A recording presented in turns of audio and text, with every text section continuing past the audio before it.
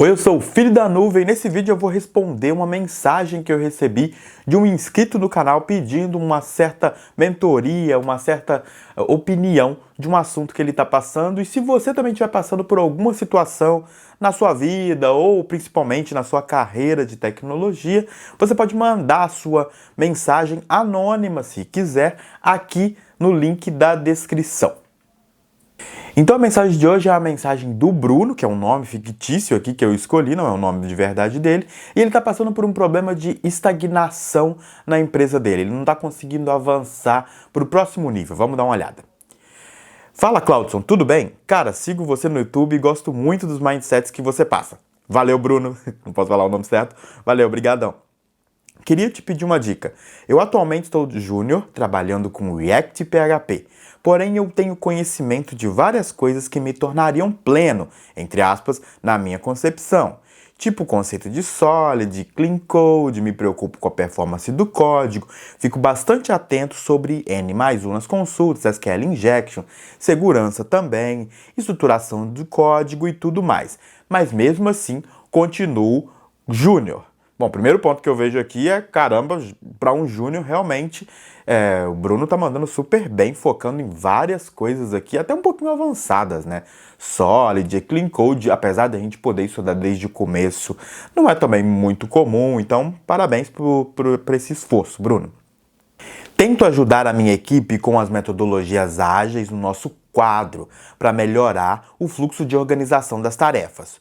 Os planos da minha equipe vira e mexe da minha equipe, vira e mexe vem me pedir ajuda para resolver tais coisas. Sexta-feira mesmo achei um jeito bem legal de agilizar o code review, mostrei para o meu líder de desenvolvimento e ele aprovou. Aliás, eu já conversei com o meu líder e ele basicamente me disse que eu sou um ótimo programador e ele vê muito potencial em mim. Mas eu preciso saber mais sobre a regra de negócio para subir para pleno. Isso foi o que o líder dele disse.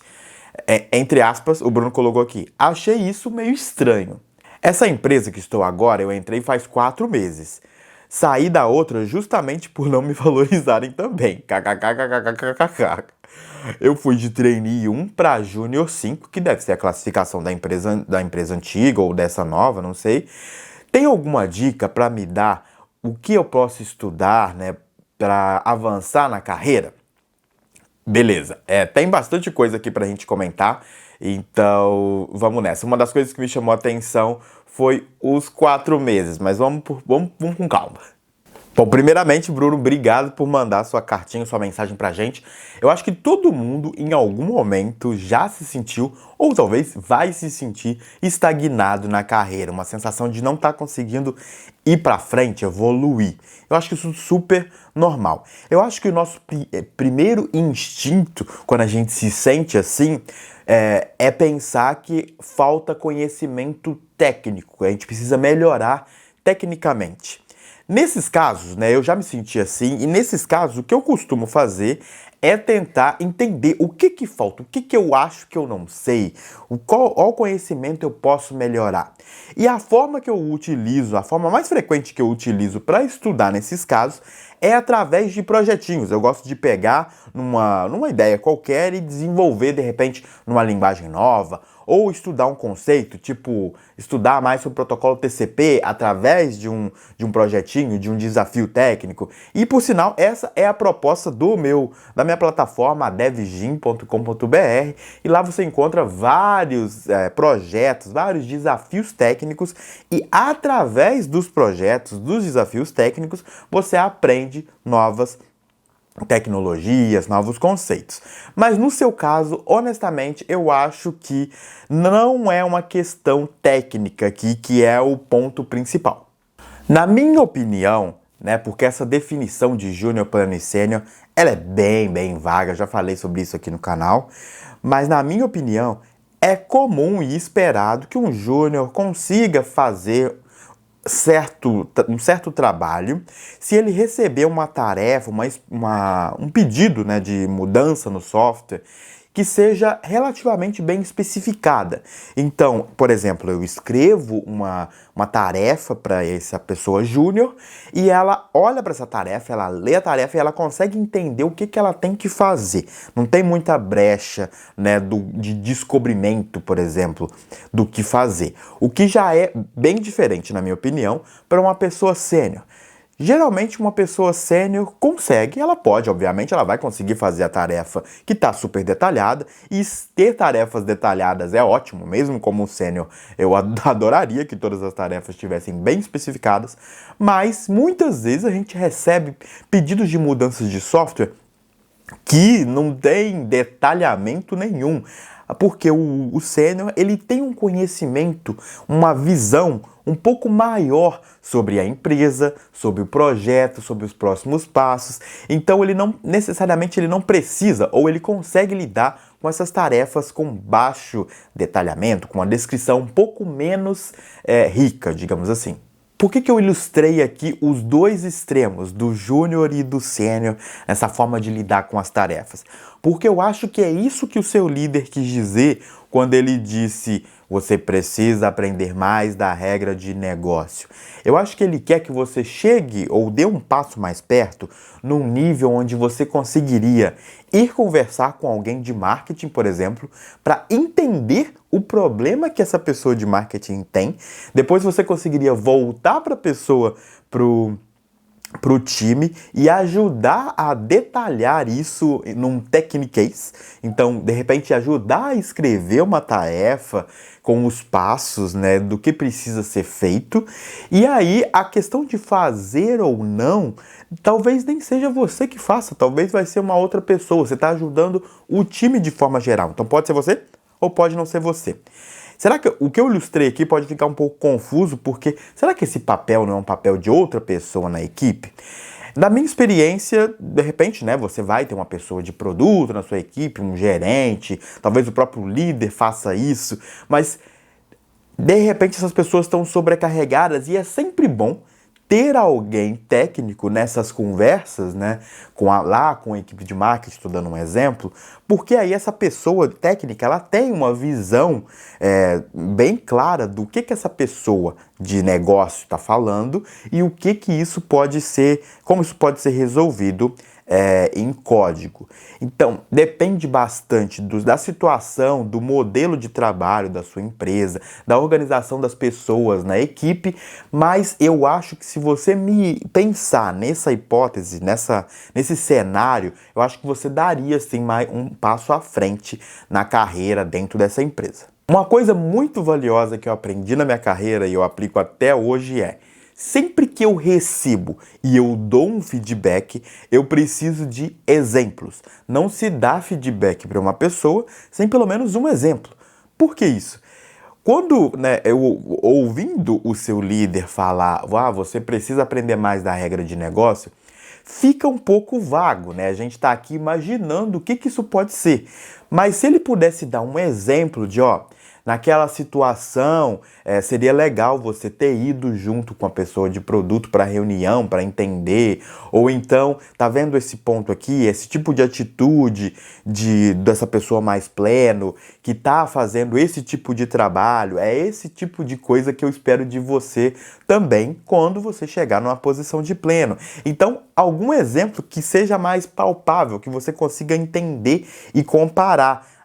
Ok, aquela atitude está faltando em mim, ou essa atitude que eu preciso fazer mais. Na minha opinião, isso é super valioso. Exemplos. É a mesma coisa quando a gente dá exemplos, quando a gente dá feedback. Quando a gente dá feedback para alguém, a gente também precisa dar exemplos para esse feedback ser mais assertivo. Mas também não julgo o líder, né? Liderança é um cargo super difícil, de repente ele te deu esse feedback sem pensar muito, ou sem se preparar muito. Então, líderes também são pessoas e pessoas têm suas falhas, né?